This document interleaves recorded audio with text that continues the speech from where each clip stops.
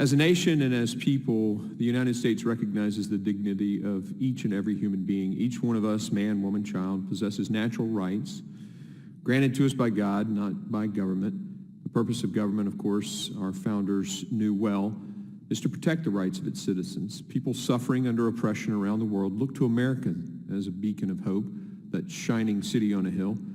When the brave people of Hong Kong stand up to the communist regime in Beijing and demonstrate for freedom, they look to America for inspiration and moral support. They're waving the American flag and holding up small statues of the Statue of Liberty.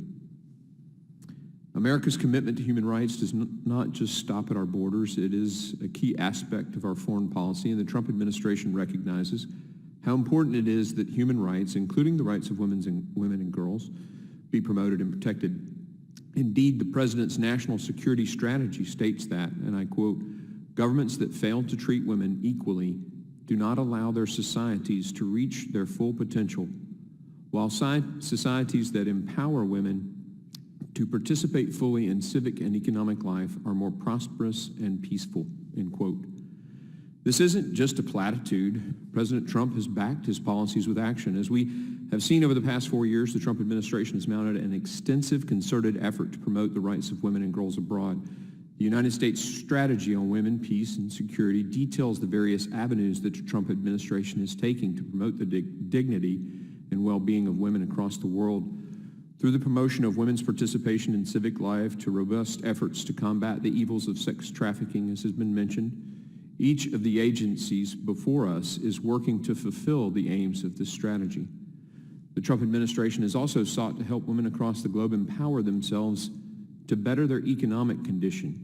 In 2019, the president established the Women's Global Development and Prosperity Initiative, spearheaded by advisor to the president, Ivanka Trump, which aims to reach 50 million women in the developing world by 2025. It's the first ever whole-of-government approach focused on women's full and free participation in the global economy. The WGP seeks to enhance opportunities for women to participate meaningfully in the economy and advance both prosperity and national security.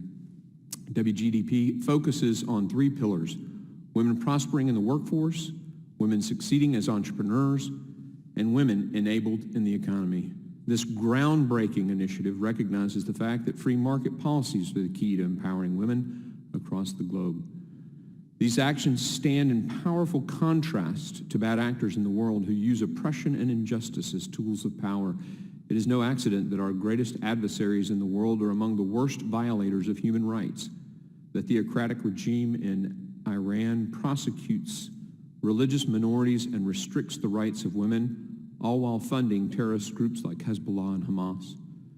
We have also seen shocking actions by China's totalitarian regime, and I'll blast through this because it's already been amply noted by some of our witnesses.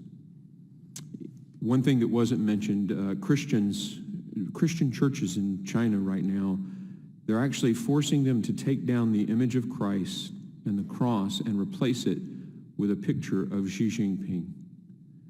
That state will suffer no other God. Members from both sides of the aisle are boldly and unceasingly speaking out against the tyranny of the Chinese Communist Party, as well as other oppressive governments who abuse the rights of their own people, especially women. We're blessed to live in a country that protects women's rights and the rights of human beings, and I hope this committee will continue its work in a bipartisan fashion.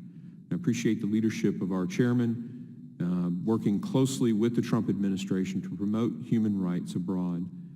One quick question in 5 seconds. What can we do better?